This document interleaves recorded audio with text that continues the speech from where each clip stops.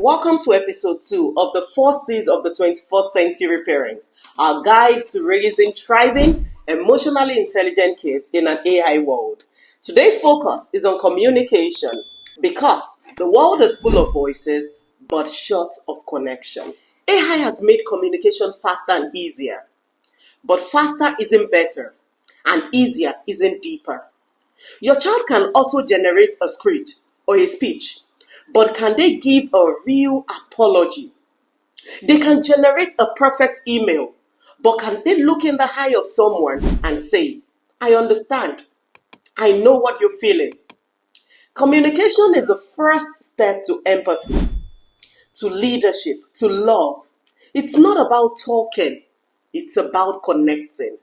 These are the skills we intend to build in our children, and these are the things we intend to look at in this video, even as we come along. Come with me, let's go. Imagine your child is being teased and doesn't know how to say, that makes me uncomfortable, please stop. Now imagine they say nothing and carry the hurt. That's not a language problem. That's a communication gap. And it starts early. I mean early. A child who can express themselves clearly will ask for help when they are overwhelmed, defend their values respectfully, build friendships with trust, become emotionally safe leaders. This is what we're talking about. And when we're saying we're raising communicators, we're talking about all these values. Children who can let you know how they feel at every point in time. Children who can express themselves. These are the things that has to do with communication, not just talking. So in case you have a child who just talks, no. Why not channel it to your child, knowing how to express himself or herself better? Let me ask you something. Have you ever seen a child shrink when they're asked to speak in public, or struggle to explain their feelings and just give up or lash out? Not because they are rude, but because they don't know how else to say it. Now fast forward 10 years later, that same child walks into the real world, full of ideas, full of passion, full of energy, wanting to achieve a lot. But they can't speak up.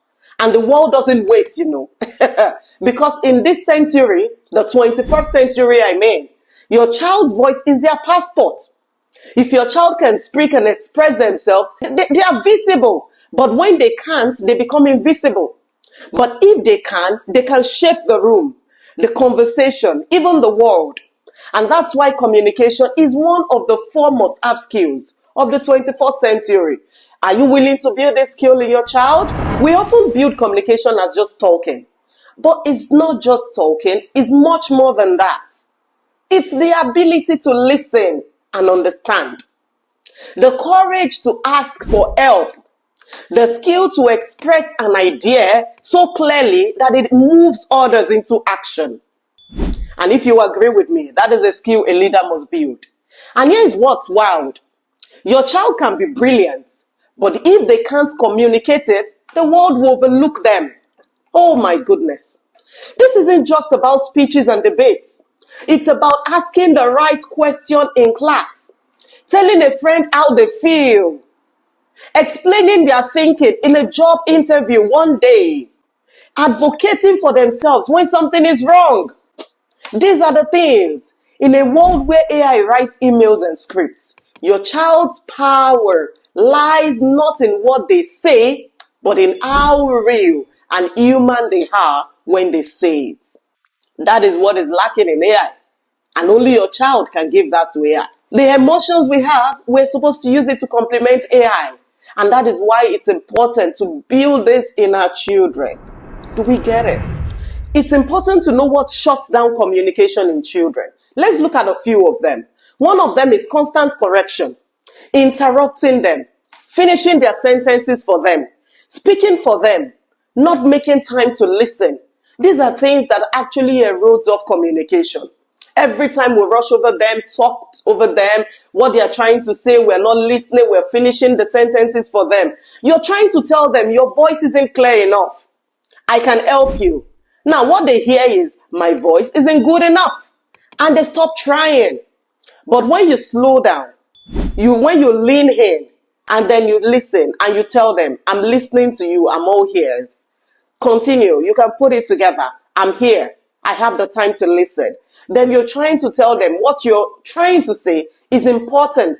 I can hear you. I know you have words to say. And what you want to say, it's important to us. So that is what you're telling your child. So let's avoid shutting them up. Let's avoid constant correction. Everything they do, we correct them.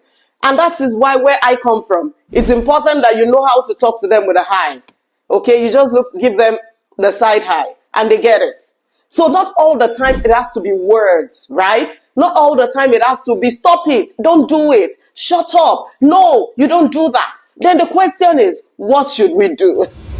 Let's look at some practical ways we can help build communication in our children. The first one is make talk time sacred. At dinner, at bedtime, when you're driving them off to school. You could ask questions like, what made you laugh today? What made you stop and think? These are questions you can ask your kids. This tells your child you're not just heard, you're worth listening to. Now, another thing is celebrate attempts, not just fluency. Especially depending on the age. It's not only when they're fluent you're happy. Even when they make attempts to use big words and they don't use it properly, celebrate them. Come on, celebrate them. This helps to build confidence and not just vocabulary. Now, play the say it differently game. Take sample of phrases and then you could just tell them, can you say this in a different way? For example, I'm tired. Which other way can you say I'm tired? And they say, oh, I need to take a break and think. Can I rest for a bit? Okay, my battery seems to be a bit low. These are games you can play. Then another thing is model open-hearted communication. If you make a mistake as a parent, learn to say, I'm sorry. I shouldn't have done that. I apologize. So we should be able to model, correction. When you're wrong as a parent, you should let them know you're wrong. Do you understand? You're teaching them something. You're teaching them that, okay, even as adults, we are not perfect, right?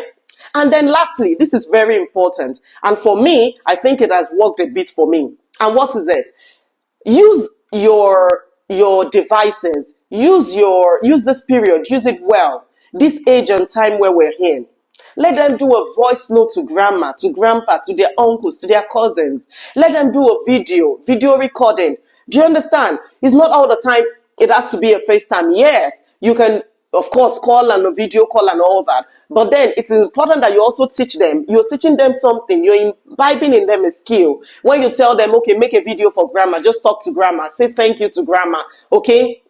Say hi to your cousins. And she takes the video and she knows they are not there, but she's recording something. Oh, hello, Andre. Hello, Ibukun. How are you? I'm fine. I went to school today.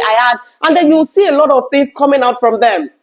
Do you understand? You hear them say things and you're like, okay, these are things you normally not say when you're on the call with them. So I think it's important that you also do that. Very, very important for me. I'm actually telling you to do this because I do it sometimes and I think it's very, very cool. So when you give your child a phone and you say, oh, come on, just record a voice note for grandma. Record a video call for grandma. Just make a video FaceTime for grandma and send it to her. This is important. It also helps to build communication. A mom I worked with once asked me and once told me that her son rarely talked in class. But every night at home, he would talk for 1 hour about his toy cars. The breakthrough wasn't in forcing him to speak, no. The breakthrough was in saying, tell me more about what you love. That's the mother asking. She followed his voice and his confidence grew. Now he leads a reading circle in class. The voice was there, but it needed a safe place to thrive. So it's important that you would listen to your children, ask questions that can make them, communicate with you, that can make them talk to you, that can make them air their views. It's important. Now let's listen to the conclusion of the whole matter. Your child doesn't need to have a perfect grammar. They don't need to sound like a third speaker. They need to know that their voice matters, that they can express their feelings, ideas, and beliefs, and someone will listen. In a world full of noise, we need kids who can speak truthfully, listen deeply, and connect authentically. Raise a voice that can comfort, challenge, create, lead, start a home. Start today. I hope this helps a parent out there. If really it helps a parent, why not share this with a parent and let's all learn and grow together. Thank you for watching till the end. See you next time. Bye bye.